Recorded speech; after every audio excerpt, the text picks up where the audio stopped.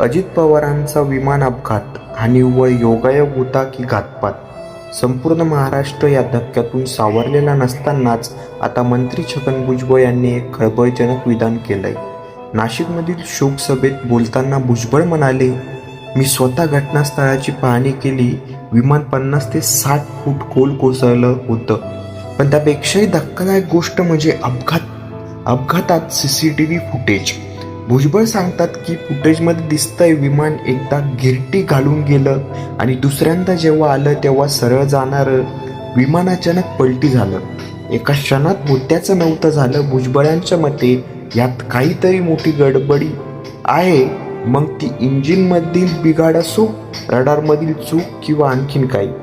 यावेळी भुजबळांनी दादांच्या शिस्तीचा आणि कामाच्या आठवणींना उजाळा दिला. पहाटे 6 वाजता कामाला सुरुवात करणारे आणि अधिकाऱ्यांवर वचक ठेवणारे दादा महाराष्ट्राने कायमच गमावले आहेत. DGCA या प्रकरणाची चौकशी करत आहेच, पण भुजबळांच्या ह्या विधानात आता अपघाताच्या संशयाची सुई पुन्हा एकदा फिरली आहे. खरंच त्या दिवशी त्या विमानात नेमकं काय घडलं